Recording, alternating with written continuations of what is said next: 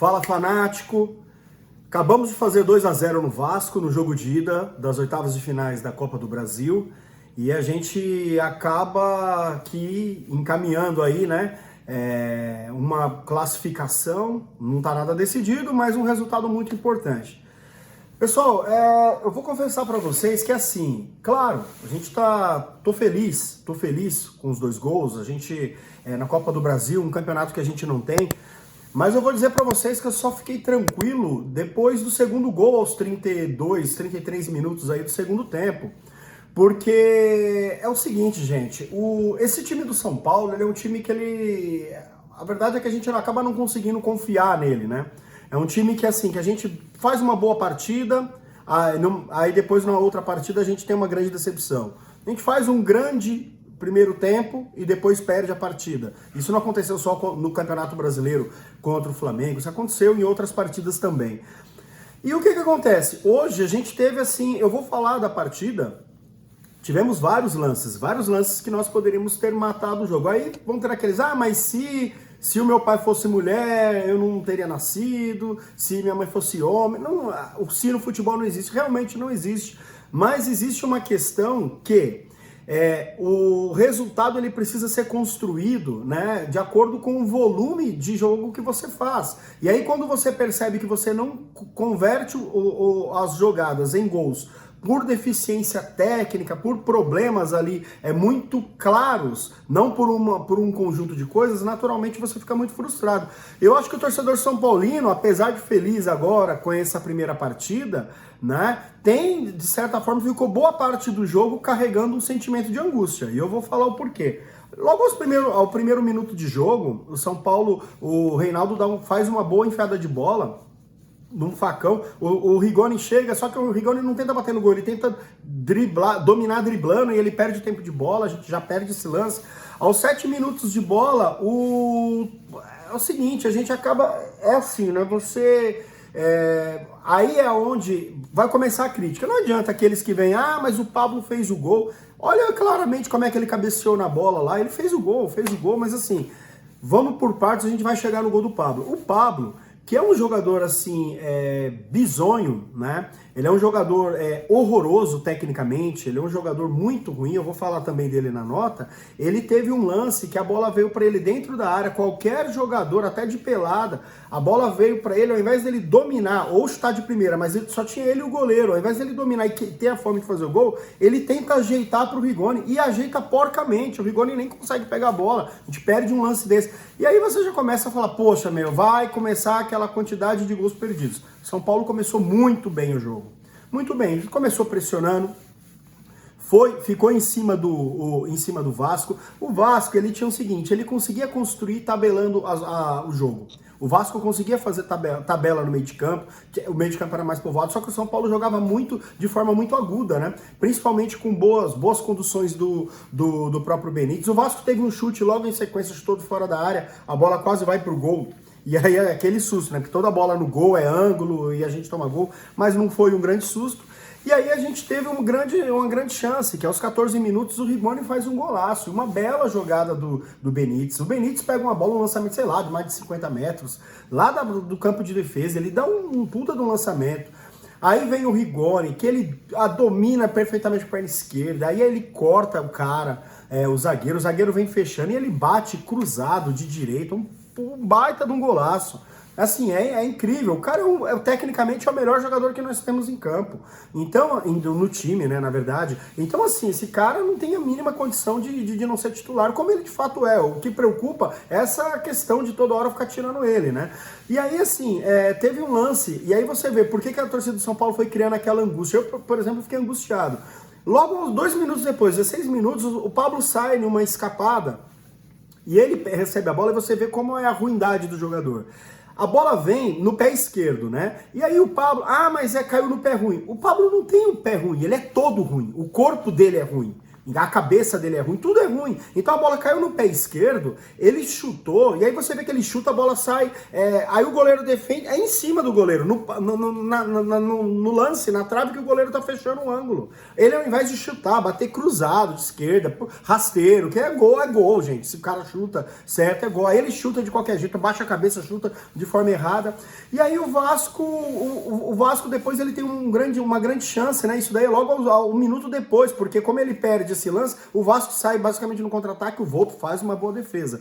Só que aí tá acabando, né? Acabando o primeiro tempo, né? O São Paulo, na verdade, na metade desse primeiro tempo, o São Paulo ainda tem um lance de escanteio, que é batido escanteio, e eu fico aqui um elogio pro Reinaldo. Todos os escanteios que ele bateu foram bem batidos, né? O Rigoni também acho que bateu um ou dois escanteios, se eu não me engano, um escanteio, bateu bem também, mas o Reinaldo bateu todos os escanteios perigosos, bateu em cima do goleiro, no primeiro pau, foi tudo bem batido. Inclusive deu até uma assistência, né, pro gol do Pablo. Mas aí o que acontece? É o São Paulo lá, 1-0, aí teve um escanteio que ele bateu, aí a bola bate, o Arboleda cabeceia, a bola meio que sobra pro Miranda, que cabeceia, assim, não pegou em cheio, mas foi um lance bem importante, o goleiro defende, espalma. E aí, assim, o Vasco, ele começa a aumentar o volume de jogo no segundo tempo. Isso é que o preocupa, né? Assim, o Vasco começou a fazer alguns contra-ataques, e aí acabou o primeiro tempo. Eu torcedor ali, a gente que acompanha o time, a gente acaba pedindo, pô, por que não faz mudança? Por que o Crespo não muda? E aí ficou uma crítica, por que o Crespo não faz nada nesse time para poder ter alguma diferença? E aí a gente começa o segundo tempo com o mesmo time, o Vasco pressionando, o Vasco voltou muito bem. O Vasco voltou muito bem no segundo tempo, começou a pressionar o São Paulo, começou a pressionar, e assim, e aí a gente acaba perdendo chances, né? Porque teve uma outra bola outras bolas que foram para o Pablo, e quando eu for falar da nota dele, eu vou falar do que acontece com o Pablo, e aí vai ficar mais claro. Mas assim, tivemos outras bolas com o Pablo que o Pablo não aproveitava, e aí o próprio time do Vasco começou a crescer na partida. O que eu acho que no segundo tempo o São Paulo teve um lance importante, foi o Rigoni, ele recebeu uma bola do Benítez, e aí ele driblou, bateu, a bola ainda bateu no pé da trave, né? Foi um lance importante. Para não falar... Depois, que não teve só, teve o gol do Pablo e depois teve um chute do Marquinhos aos 47, que o goleiro fez uma boa defesa. Mas a verdade é que no segundo tempo o time do São Paulo parou. E aí o que acontece? O Lisca começou a fazer mudanças e o Crespo nada. Só que o Crespo fez uma mudança sim, algumas mudanças, né? Aos 14 minutos, não, perdão, aos 17 minutos o Marquinhos entrou no lugar do Rigoni, né? O Sara entrou no lugar do Igor Gomes. E aí depois, aos 32 minutos, o Lisiero e o Thales entraram, saíram o Nestor e o Benítez. Lembrando também que, para variar, o Arboleda, para variar para o nosso time, o Arboleda saiu de campo machucado, sentindo a coxa, no final do primeiro tempo. Aí o Bruno Alves entrou na partida. O que aconteceu, gente? Aí, né, houveram essas mudanças, o Crespo corrigiu, porque logo quando ele mudou aos 17 do segundo tempo, que ele tirou o Rigoni e ele tirou o Igor Gomes, enfim, jogou de forma horrorosa. Mas o que acontece? Ele colocou o Sara e o Marquinhos, o São Paulo perdeu meio de campo total. Benítez cansado, não voltava mais, o Nestor tentando se desdobrar, e aí depois ele corrigiu colocando o Lisiero e o Thales, né? Eles entraram, conseguiram compor, aí a gente conseguiu coordenar. E aí, eis que aos 32 minutos, um escanteio batido pelo Reinaldo e o Pablo faz o gol. Você vê que ele pula todo assustado na bola, lá, enfim, cabeceou, fez o gol, beleza, fez o gol dele. E aí acaba que aí ele vai ovacionado, todo mundo brincando com ele, jogando água, porque no fim a galera lá gosta dele, né? Quem não gosta dele é a torcida do São Paulo, né? Mas efetivamente, porque ele é um cara muito ruim. E aí assim, a gente fez o gol, e aí a gente teve uma chance assim, no segundo tempo que o Marquinhos chutou e espalmou, mas foi isso, assim, pra nós foi muito bom o resultado. A gente ia sair de lá do Morumbi com um placar mínimo para jogar em São Januário a decisão, né, que é dia 4/8, e aí, assim, para ficar tudo em aberto. Agora com 2-0, realmente a gente consegue controlar. Eu vou dar as notas dos jogadores para a gente ter um pouco de ideia do que foi a partida. O Volpi eu vou dar uma nota 7 para ele, porque ele não comprometeu, jogou bem atrás, fez algumas boas defesas, né? Uma nota 7, foi uma partida segura. O Arboleda jogou o primeiro tempo, ele jogou bem. Vou dar uma nota 6 aí pro Arboleda, depois ele saiu, acabou que não fez nada. O Miranda fez uma boa partida, nota 6,5. E o melhor da zaga para mim foi o Léo. O Léo fez muitos passes em profundidade do lado esquerdo, pro Reinaldo, para outro, quando os atacantes caíam do lado. Ele abria muita jogada e eu vou dar nota 7 aí pro Léo. O Léo jogou muito bem. Aliás, o Léo, o Arboleda e o Miranda juntos, eles nunca perderam aí, né? Não. Então, assim, eles estão invictos. O Orejuela, ele deu, assim... É um jogador lento, previsível. Dá pra ver que o jogador não tem confiança, ele sabe que ele foi muito criticado, com medo de errar. Deu vários bons lances em diagonal para o Igor Gomes, que perdeu tudo que pegou. Ele deu alguns lances assim, importantes, alguns toques, mas dá pra ver que ele é um cara que tá sem moral no elenco. Então ele tá muito assustado, você vê na cara dele. Mas, efetivamente, não comprometeu. Marcou bem. Vou dar uma nota 5 pra ele, para que ele se recupere aí e tome o lugar daquele patético daquele Igor Vinícius, né? Que não tem condições. O Reinaldo é o seguinte, gente, uma questão muito simples do Reinaldo.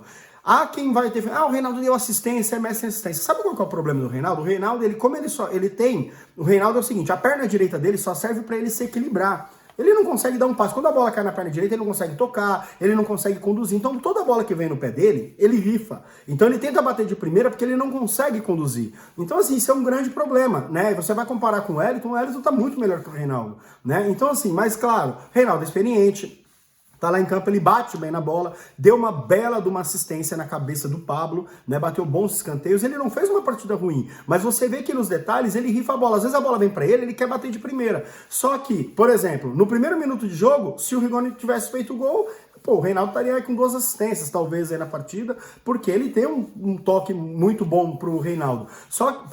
Pro Rigoni. Só que acontece isso, ele rifa muita bola. Então, às vezes, isso vai irritando. Mas hoje ele fez uma boa partida. Ainda com uma assistência, uma nota 7 pro Reinaldo. Foi uma boa partida. Nestor tem bastante saúde. No primeiro tempo, ele toma muito drible, ele não desarma, né? Ele dá aquele bote, toma drible. Só que ele não cansa, ele tem saída, deu vários lances. Ele tava toda hora, até ele ser substituído no segundo tempo, até os 30 do segundo tempo, ele tava toda hora pingando de um lado para o outro. O Nestor fez uma boa partida, né? Dá uma nota 6,5 para o Nestor, por quê? Porque existe um problema, gente, vamos dar uma analisada. O Crespo pediu quando ele veio, eu quero mais um volante, e o São Paulo não trouxe esse volante. Esse que a gente não consegue jogar. Quando a gente não joga com o Luan, a gente não tem ninguém que faça desarme. Então, quando a gente perde as partidas, você pode olhar por falta de pegada no meio de campo, tá? Então, assim, a gente tem que ter bastante ciência disso, de que o Crespo pediu já esse volante, a gente não tem. O Nestor fez uma boa partida. Igor Gomes, naturalmente, ele é aquele cara que ele escorrega, ele chuta a bola errada, ele teve um bom lance que o Orejuela tocou pra ele chutou de forma pior que quando você chuta no portão de sua casa. Ele é um cara que ele erra tudo. Teve um contra-ataque que ele sozinho, ele conseguiu tropeçar, porque o cara roubou a bola dele, ele caiu e se esparramou no chão. Ele é um jogador muito fraco. E é por causa desses tipos de jogadores, do tipo Igor Gomes, Pablo, Igor Vinícius, que a torcida do São Paulo, ela virou uma das torcidas mais, o torcedor mais ranzinza talvez do país, porque a gente não tem um dia de sossego.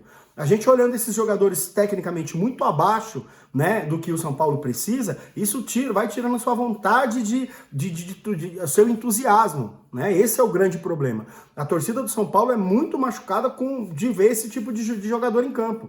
Isso atrapalha demais. Benítez, muito lúcido, até enquanto ele não consegue jogar, eu não sei o que acontece com esse cara, que não consegue jogar 60 minutos, mas assim, é nítido que ele é o único cara que pensa, que sabe tocar, fez uma linda assistência, né? Eu não dei a nota do Igor Gomes, eu vou dar a nota 5 pro Igor Gomes, né? A nota do Benítez, eu vou dar o Benítez uma boa assistência, nota 7,5, mas ele cansou no segundo tempo, não conseguiu jogar, mas apanhou, driblou, um cara muito consciente. Vamos pro Rigoni. Rigoni é o seguinte, perdeu um gol lá, beleza, por acaso, quase fez outros gols, chuta na trave, chuta de direita, de esquerda, dribla, tem consciência, não perde bola, é rápido. Nota 8. Nota 8. É o melhor jogador do time, né? E aí eu vou dar uma nota pro Pablo. O Pablo é o seguinte, vamos fazer assim, ó. Bruno Alves jogou muito bem no segundo tempo, não comprometeu, nota 6. Vamos lá dar nota pro Marquinhos. Marquinhos teve algumas arrancadas no segundo tempo, uma nota 6 pro Marquinhos. Vamos dar nota pro Sara. O Sara foi mais ou menos, eu vou dar nota 5,5 pro Sara. Lisieiro entrou muito bem, nota 6. O Thales entrou bem também na partida, conduziu, controlou, uma nota 6 aí. Dos que entraram, o que entrou pior ali foi o Sara. Certo? Beleza. Agora vamos para a nota do grande Pablo. Antes do Pablo, a nota do Crespo. Crespo, se a gente não tivesse saído com 2-0, você ia ganhar uma nota muito ruim por demorar em substituir. Eu tava vendo a hora do Vasco fazer um gol e acabar com a nossa partida. Então, por todo esse sufoco que você fez a gente passar, por ter tirado o Rigoni para preservar ele, eu vou dar uma nota 6 para você, porque nós ganhamos de 2-0. Pablo, o Pablo, eu vi ele tropeçar, eu vi ele tocar para ninguém, eu vi ele dominar a bola bater que nem um tijolo, eu vi a bola escapar, eu vi ele cair, eu vi ele disputar a bola de cabeça, perder a bola de cabeça, eu vi ele fazer de tudo quanto é coisa errada. Eu vi ele cair de bunda de forma humilhante quando o Castan pegou e driblou ele. Esse cara, ele é horroroso. Eu não vou dar nota para ele. Fez o gol, ele não fez mais do que obrigação de tanto que ele faz a torcida do São Paulo passar raiva. Beleza, rapaziada? Obrigado por terem ficado até aqui. Um abraço.